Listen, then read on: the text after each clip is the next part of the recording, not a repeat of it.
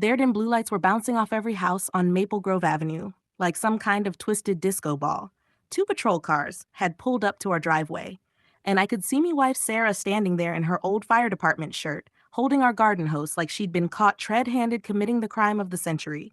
But the best part was watching Patricia Harmon and our HOA presidents standing on her perfectly manicured lawn with her arms crossed and this smug little smile plastered across her face. That smile lasted about 30 seconds, right up, until Fire Chief Rodriguez stepped out of the department support vehicle that had just pulled up behind the police cars. She took one look at the scene, recognized Sarah immediately, and turned to Patricia with a voice cold and out of rees. Hellover, why are you interfering with our department's scheduled drill? Hesk let me back up a bit, Sarah hand. I had just moved to Maple Grove Avenue in the suburbs of Riverside 3 months ago, after 20 years serving as a firefighter. Sarah had retired early due to a knee injury, but you can't keep a good firefighter down, she immediately signed up to volunteer with the local fire department's community outreach program, teaching fire safety to kids and running neighborhood preparedness drills.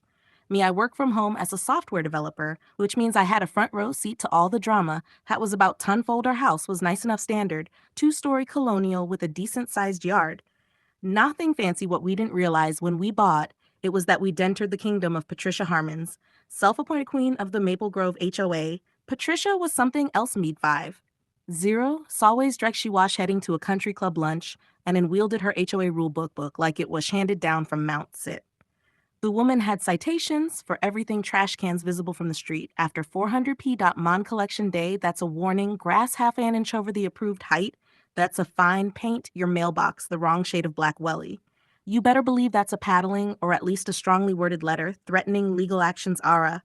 First caught Patricia's attention during our second week when she was out front wishing. Jeet the fire department's demonstration equipment, excuse me, Patricia had said in that fake sweet voice that could curdle milk. But we're under a drought. Advisory, all non-essential water usage is prohibited. Sarah had explained patiently that she was cleaning official fire department equipment for an upcoming school demonstration, which was very much essential. Patricia had huffed and puffed, but couldn't find anything in her precious rule book to cite us for. That should have been our first warning sign from that day. On Patricia had it out for use, especially sa. Rashid snap photos of her sprinkler 7th, though we only rant the Monner design aided watering days. She'd measure our grass with an actual ruler.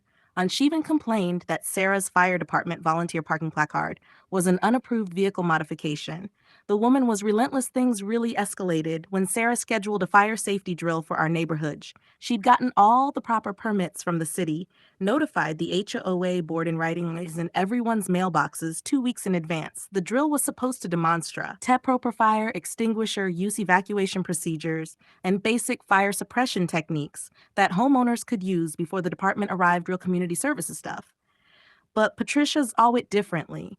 This is completely inappropriate, she had announced at the HOA meeting. The week before the drill, we cannot have people running around playing with water during a drought.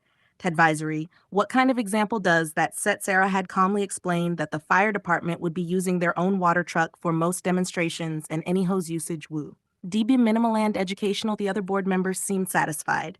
But Patricia's face had turned this interesting shade of purple. Mark my words, she'd said, pointing a manicured finger at Sarah. He'll be watching every drop of water you use, 1 gallon over the approved amount. And I'm calling the authorities. Sarah just smiled and said she looked forward to seeing Patricia at the drill. Knew that smile, it was the same one she used to give her Ookie firefighters, right before they realized they'd signed up for the training session from hell the day of the drill arrived. At a beautiful Saturday morning in late September, the fire department had set up in the Coldi end of our street with Captain Rodriguez overseeing everything. About 30 neighbors had shown up, mostly families with kids, who were excited to see the fire truck up close. Ara was in Heerlement demonstrating proper extinguisher technique and letting kids try on firefighter helmets. Siwash helping set up the next demonstration station when in noticed Patricia on her porch phone, in hand watching everything like a hawk. She'd been there all morning, hadn't even pretended to participate, just stood there waiting for her moment. That moment came when Sarah moved to the backyard fire suppression demonstration. This was the part where she'd show homeowner how to use a standard garden hose with a foam attachment to slow down a small fire until the professionals arrived. She'd hooked up her hose to demonstrate proper technique, explaining how the foam solution the department provided was environmentally safe and actually used less water than straight hosing and was filming the demonstration for the department's char. Aining archives, when I heard Patricia's voice's shrill and triumphant 911 and need to report illegal water usage and a public disturbance. I couldn't believe what I was hearing. Patricia was actually calling the cops on an official fire department safety drill. She was pacing her porch now, gesticulating wildly as she spoke into her phone. There's a woman here flagrantly violating our drought restrictions, spraying water everywhere. She claimed to have some kind of permit. But I know that Zalia, please send someone immediately before she was Tessanimoro. For precious resources, several neighbors had noticed the commotion and were starting to murmur among themselves. Sarah Professional, as always, just continued her demonstration, though I could see the slight tension in her shoulders 10 minutes later. Maple Grove Avenue looked like a scene from a crime drama. Woo patrol cars rolled up lights, flashing, and officers Chen and Williams stepped out looking slightly confused. Patricia practically sprinted across her lawn to meet them, her voice carrying across the entire street. Thank goodness you're here. Oh, fussers, that woman there, she pointed dramatically at Sarah, has been illegally using water for the past 20 minutes. You have photographic evidences. She actually pulled out her phone and started swiping through what must have been dozens of pictures. As HOA president, I demand you cite her immediately. Officer Chen bless his patience. I looked from Patricia to Sarah, who was still holding the demonstration hose, to Captain Rodriguez, who was now walking over with expression that could melt steel. Before anyone could speak, another vehicle pulled up. It was the fire department's administrative SUV, and outstepped Fire Chief Rodriguez, himself Captain Rodriguez's uncle, the 30-year veteran who did not suffer fools gladly. The chief took in the scene, the police cars, the gathering crowd, Patricia still waving her phone around, and his expression went from confused to furious in about 2 seconds flat.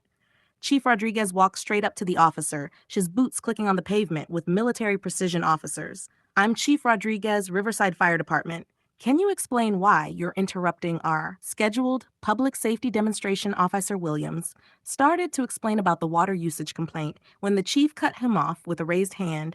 He turned to Patricia. And is where the temperature dropped 10 degrees, ma'am? He said in a voice that could freeze molten lava. Are you the one who called in this false report? Patricia, for maybe the first time in her life, actually took a step back. It's not false, she sputtered. She's using water during a drought advisory. I have it all documented.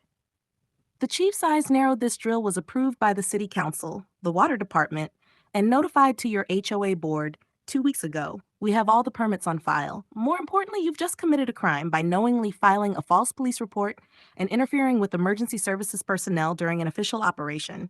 Patricia's face went from purple to white in record time, but she was using a regular garden hose, not department equipment. The chief turned to Sarah, who in August was trying very hard not to smile. Firefighter Johnson Hughes. Her formal title making it clear she was there in an official capacity. Were you demonstrating approved fire suppression techniques, using minimal water as outlined in your drill plan? Yes, sir, Sarah replied crisply, approximately 2 gallons to tall for the foam demonstration, well under the 5-gallon limit specified in our permit. The chief nodded and turned back to Patricia May. You've wasted city resources, interrupted a public safety drill, and potentially discouraged your neighbors from learning life-saving techniques. Officers, I'll be filing a form. I'll complaint with your department and the city attorney's office by now. Pretty much the entire neighborhood had gathered to watch the drama unfold. Patricia was looking around desperately for support, but found none. Even her usual flying monkeys from the HOA board were avoiding eye contact. But I'm the HOA president, she said weakly. I was just trying to enforce the rules. Chief Rodriguez stepped closer, and Patricia actually stumbled backward. Your rules don't supersede permits or public safety, my man, and I strongly suggest you familiarize yourself with legal definitions of harassment and filing false reports. The penalties include fines up to $5,000, and potential jail time. Officer Chen, who'd been taking notes this whole time, cleared his throat. Ma'am, he said to Patricia. The chief is correct. Filing a false report is a misdemeanor under state law, given the circumstances, and the chief's statement will need to document this incident. You may be contacted by the district attorney's office. Patricia's mouth opened and closed like a fish out of water. This is ridiculous. She finally managed. "I was just doing my job," a voice from the crowd piped up. It was Margaret from 2 houses down, usually too timid to speak up at meetings. No, Patricia, you were harassing the nicest couple on our street. Because you're on some kind of power trip that seemed to open the floodgates. Suddenly, everyone was stalking at Tunts, sharing their own stories of Patricia's overreach, the time she fined the Andersons for having their daughter's Girl Scout troop sell cookies in their driveway. The way she measured everyone's holiday tape measure how. She tried to ban kids from playing basketball in their own driveways after 7P. Chief Rodriguez held up a hand for silence, folks. I think this is a matter for your HOA board to handle. Internally, officers, are we done here? Officer Chen nodded, closing his notepad after getting Patricia's information. The patrol cars left, but not before Officer Williams quietly told Sarah he appreciated what she did for the community. Chief Rodriguez shook Sarah's hand, gave Patricia one last withering look, and headed back to his vehicle. As she was leaving, he called out loud and now. H for everyone to hear, Firefighter Johnson. Excellent work as always. I'll make sure the city council hears about your dedication despite the unnecessary obstacles. Patricia slunk back to her house, but the damage was done within hours. The Maple Grove HOA Facebook page exploded. Someone had filmed the entire interaction, and in her little suburb, the video showed everything: Patricia calling 911, the chief stressing down the neighbors finally speaking up by that evening. Over 50 formal complaints had been filed with the HOA board about Patricia's behavior. An emergency board meeting was called for the following Tuesday. I've never seen the community center that packed. It was standing room, only with neighbors lined up to speak during the public comment period, one by one. They shared their grievances. To Morrison talked about being fined for having the wrong shade of beige on his shutters. The Patel family described how Patricia had tried to ban their Diwali decorations. Sassoon approved lighting even sweet. Old Mrs. Chin stood up and revealed that Patricia had threatened to fine her for her grandchildren's chalk drawings on her own driveway. The board members looked increasingly uncomfortable as the stories piled up. Finally, the board president, a mild-mannered accountant named David, called for order. It's clear we need to address the concerns raised by the community. He said carefully. Patricia, sitting at the board table, tried to defend herself. Everything I've done has been in accordance with the bylaws. She insisted you was elected to enforce the standards, and that's what I've done. But David was already shaking his head. Patricia, you called the police on an approved fire department drill. You've exposed the HOA to potential legal liability. The fire chief has filed a formal complaint with the city, and we've been informed that the district attorney's office is reviewing the false report, charged Patricia's lawyer, because of course as she brought a lawyer tried to interject. But David continued. Furthermore, the water department has conducted an investigation and found no violation by the Johnson family. In fact, they commended firefighter Johnson for promoting water-wise fire suppression techniques. The city council has also sent a letter expressing concern about HOA overreach potentially interfering with public safety initiatives. We simply cannot continue. Itayu in a enforcement role, the vote was swift and unanimous. Patricia was stripped of all enforcement authority, effectively removing her ability to issue fines or citations. She could remain on the board until the next election, but only in an advisory capacity. But that wasn't the end of it. The district attorney's office did indeed pursue the false report charge. Patricia ended up pleading no contest to avoid jail time, but she washed it with a fine of $3,000 plus court costs, 200 hours of community service, and 12 months of probation. The judge, in what I can only assume was cosmic justice, having a sense of humor, assigned her community service to be completed with the fire department's public education program. When Patricia heard she'd be spending her Saturdays helping teach fire safety under Sarah's supervision, her face turned a shade of purple.